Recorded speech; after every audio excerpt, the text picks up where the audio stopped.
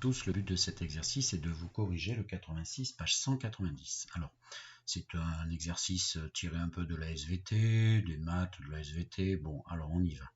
Dans un bouillon de culture, on observe au temps t égale à 0 la présence de 10 000 bactéries. Ce nombre est multiplié par 1,5 toutes les heures. Vous voyez, déjà, je vois un point important.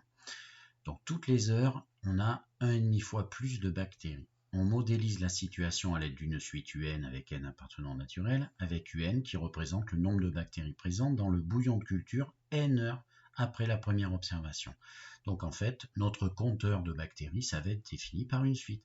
D'accord? Et comme c'est lié au nombre d'heures, eh bien le numéro de l'élément, ça sera le nombre d'heures qui se sont écoulées depuis le début de l'expérience, c'est-à-dire à t égale à 0, où on avait introduit 10 000 bactéries. Ok. Petit 1. Montrer que UN est une suite géométrique dont on donnera le premier terme et la raison. Ok, le premier terme, U0. Bon, ben déjà, tout est dans l'exercice, tout est dans l'énoncé, je l'ai à peu près traduit. Donc déjà, vous voyez, à t égale à 0, on commence à 10 000 bactéries. Bon, ben ça, c'est votre terme U0, d'accord? Donc c'est ce que je vais vous afficher de suite. Donc à t égale à 0, on a 10 000 bactéries, donc le numéro 0 de cette suite, puisque la suite des U compte les bactéries, d'accord? On aurait pu mettre une autre suite, ils ont choisi de l'appeler U, ça n'a aucune importance. Hein. Pensez bien que les suites, ça permet de compter des choses, avec un numéro qui ici correspond au début de l'expérience, et donc 0 pour U0, mais on va mettre un nombre N qui va correspondre au nombre d'heures qui s'écoulent au fur et à mesure. Et donc U0 vaut, ça en français courant, ça veut dire nombre de bactéries au début, et bien ça vaut égal 10 000, c'est marqué dans l'énoncé. Voilà la traduction déjà de ce premier résultat. Ensuite, on doit montrer que la suite est géométrique. Pour montrer qu'une suite est géométrique, il faut comprendre et retenir seulement une suite qui est géométrique, c'est qu'on passe d'un terme à son suivant, toujours par la même multiplication. Et en fait, regardez bien ce que je vais souligner au laser, ce nombre est multiplié par 1,5 toutes les heures. C'est de la traduction directe de l'énoncé.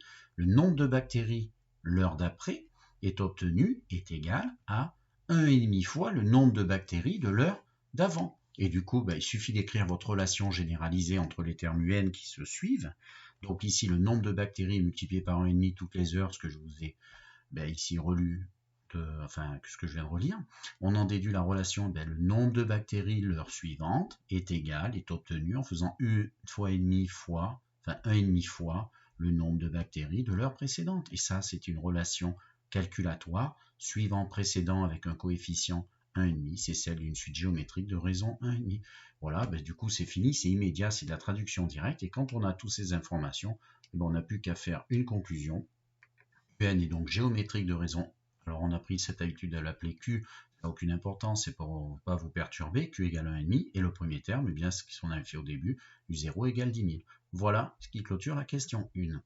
Question 2, exprimer UN en fonction de N. Alors, à chaque fois qu'on vous donne des suites particulières, arithmétiques ou géométriques, on peut dégainer la formule générale pour évaluer n'importe quel numéro ayant un autre, et nous on a U0, et donc la formule qui est dans votre cours, et qui même se comprend très facilement en saisissant le fait qu'on multiplie par 1,5 à chaque fois, eh bien UN, le numéro N, sera obtenu à partir du numéro 0 en multipliant par la raison multiplicative à chaque passage, puissance n, d'accord? De U0 à U1 fois Q, de U0 à U2 fois Q, donc fois Q au carré, donc de U0 à UN fois Q puissance n.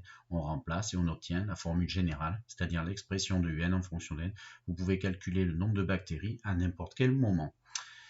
Question suivante, donc question numéro 3, en déduire le bout de combien d'heures le nombre de bactéries aura dépassé le million. Bon, on est bien d'accord que votre suite, c'est l'expression, on a dit 10 000 fois 1,5 puissance n. 1,5 puissance n. Plus n est grand, plus 1,5, la limite de 1,5 puissance n, je vous rappelle, quand le nombre sur lequel porte l'exposant n va vers des valeurs de plus en plus grandes, s'il est plus grand que 1, 1,5 puissance n va aller vers plus l'infini, donc 10 000 fois plus l'infini. La limite de ma suite, c'est plus l'infini, donc on est d'accord qu'elle va pouvoir dépasser n'importe quel palier, et en particulier ce million.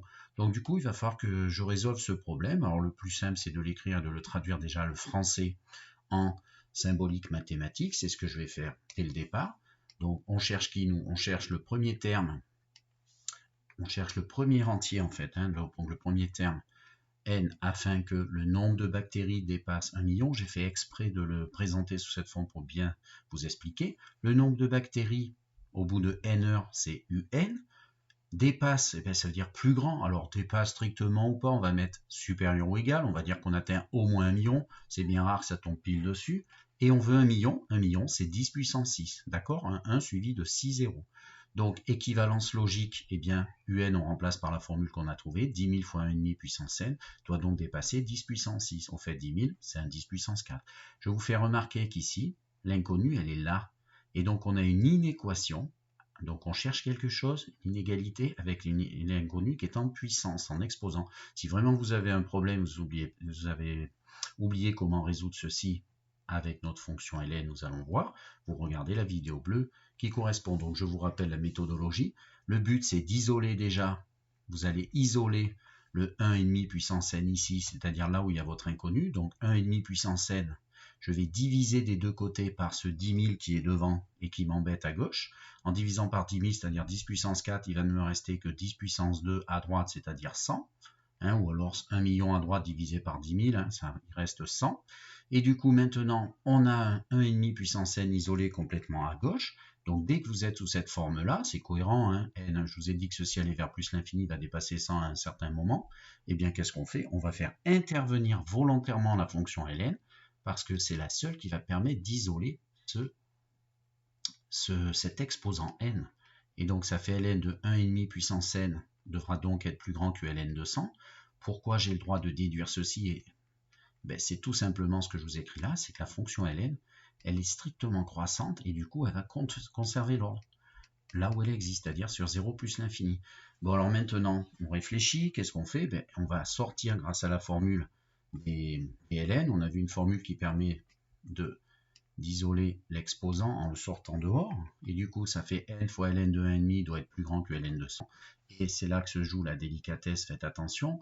On va diviser par ln de 1,5, j'insiste bien, c'est un nombre qui est plus grand que 0 parce que 1,5 est plus grand que 1, sinon vous calculez à la machine, vous voyez bien que c'est le cas. On divise par un positif, on maintient l'ordre.